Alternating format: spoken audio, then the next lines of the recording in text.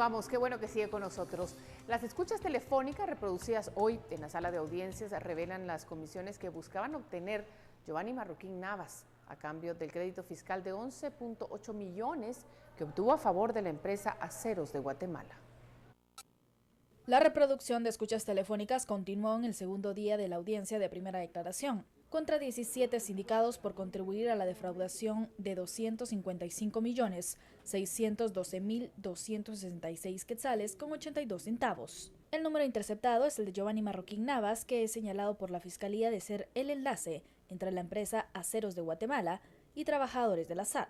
En una de las escuchas telefónicas, Marroquín Navas explica que se debe cobrar el 11.5% del monto autorizado. En este caso, la Fiscalía explica que fue el crédito fiscal de 11.8 millones de quetzales obtenidos a favor de dicha empresa. Eso sumar y hacer tus cálculos, el 11.5%. Y luego, ya teniendo eso, agarrar los coditos y ver el sume de esa cantidad. Que todo lo tiene que depositar. En otra escucha, Alfonso Castillo, director de la Intendencia Jurídica de la SAT, se comunica con Marroquín para informarle que ya tiene el memo listo de lo que hace falta del hierro. La Fiscalía explica que así se le denominaba a la empresa Aceros de Guatemala. Castillo también da aviso en notificaciones para que se preparen. Me llamaron los amigos de adentro, los otros, ¿verdad? Me refiero al segundo y al tercero. Primero ya sabe usted quién es, segundo el abogado y tercero el auditor. Entonces, el segundo. Y realmente esa es la cadena de mando ahí. Entonces el segundo me llamó diciendo que él ya hizo el memo, mandé. En otra interceptación, Castillo lee cómo quedará el documento corregido para buscar desestimar las 3 querellas contra la empresa. Conforme a los alcances establecidos y procedimientos de auditoría aplicados en el periodo de imposición, se determinó que cumplió con sus obligaciones tributarias, punto. Entonces, esos dos están buenos, el otro sí decía, sin embargo, el aspecto sustancial de la operación no se pudo establecer su razonabilidad. Está cagado, ¿no es? La Fiscalía explicó que el 2 podría ser Castillo. La audiencia continuará el lunes próximo debido a que fue aplazada por el juez B de mayor riesgo Miguel Ángel Gálvez. Por una Guatemala en paz, Verónica Orantes y Noé Medina. Y en otra información, la Procuraduría General de Guatemala pide que se detengan las operaciones de una compañía petrolera y que se le investigue sobre denuncias ambientales y penales que pesan en su contra. Miguel Salay nos trae más detalles en la siguiente nota. El Centro de Acción Legal, Ambiental y Social, CALAS, presentó en 2008 recursos legales contra la compañía petrolera Perenco, que centra sus operaciones al norte de Guatemala en una zona clasificada como área protegida. Las demandas giran en torno a la lesividad de un contrato que le otorgaba una extensión de 15 años a la compañía, que ya había operado 25. No obstante, el contrato se realizó en medio de negociaciones oscuras. Se empezó a fraguar este fraude de ley. Ya habían modificado el reglamento y en el cual esa empresa, la empresa Perenco, con su oficina en París, el pueblo de Guatemala, el Estado de Guatemala le paga a través de lo que se llama costo recuperable las operaciones. Sin embargo, las denuncias fueron archivadas en el gobierno de Otto Pérez Molina y la querella nunca prosperó. A pesar de ello, hace unos meses, en el gobierno interino de Alejandro Maldonado, los documentos salieron a luz y la Procuraduría General de la Nación intervino, iniciando un procedimiento penal y recomendó a la compañía detener sus operaciones mientras se resuelve el problema. En ese dictamen nosotros señalamos concretamente que íbamos a poner una denuncia penal en contra de los funcionarios o empleados que hubieran engavetado ilícitamente este expediente. Luego de 25 años de operaciones del campo petrolero en el país, este debía pasar a manos del Estado de Guatemala según acuerdos previamente firmados. Sin embargo, al autorizar la extensión de las operaciones, las pérdidas para el país fueron millonarias. De hecho, el equivalente a la mitad de la recaudación fiscal en un año. Fueron 25.000 millones de quetzales. Eso pierde el Estado de Guatemala en la forma como se amañó el contrato. Esos, por supuesto, van a parar a la mano y a la bolsa de los inversionistas, de los accionistas nacionales y quizá algunos funcionarios públicos de aquel entonces. Entonces, esa era la primera. O sea, la ley es muy clara, no se puede sacar petróleo en el área protegida, pero si en algún caso estuvieran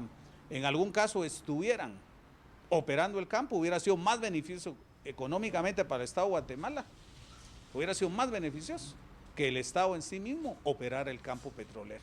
La empresa Perenco presentó ante el Ministerio Público un recurso de revocatoria para que se anulen las acciones penales en contra de sus operaciones en el país, un proceso que deberá revisar también la Procuraduría General de la Nación. Por una Guatemala en paz, Miguel Salay y Marvin Pérez.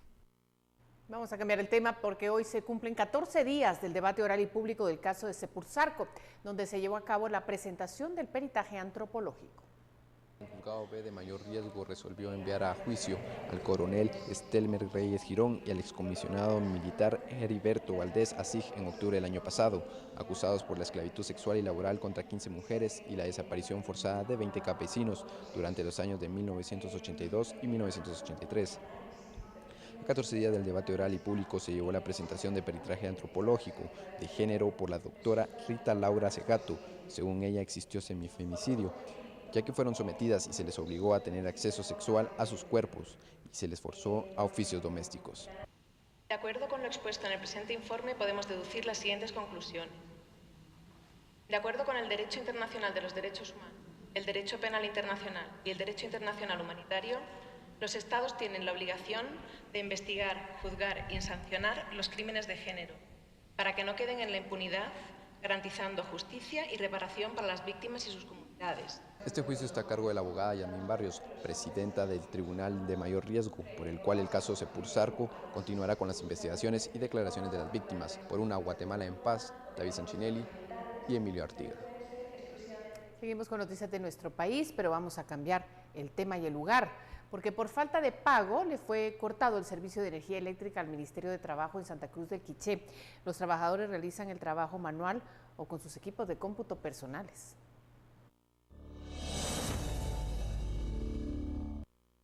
Según la delegada, ellos cubrían este pago con fondos de caja chica, pero este se acabó y con el gobierno de transición se complicó todo aún más hasta llegar al corte del servicio de energía eléctrica por falta de pago. Y el gobierno de transición pues son personas que vinieron a atender de emergencia el Ministerio Central, y las personas que tenían experiencia y que sabían ya de los trámites pues se fueron lamentablemente, ¿va? Entonces el nuevo gobierno ahorita pues yo me imagino está recibiendo las cosas desde cero, ¿va? El servicio de agua potable también se fue, porque funciona con una bomba accionada por energía eléctrica.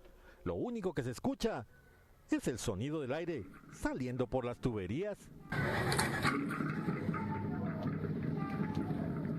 El día de hoy fue la audiencia con 17 trabajadores despedidos de la municipalidad de Zacualpa, Quiché. Los trabajadores pedían paciencia porque las actas se estaban realizando a mano y no en computadora, y los documentos que se tenían que imprimir los llevaban a un café internet. Nos van a tener que tener un poquito de paciencia para en lo que levantamos el acta. Tenemos que ir a buscar algunos internet, otros lo van a sacar a mano. Por una Guatemala en paz, Héctor Cordero.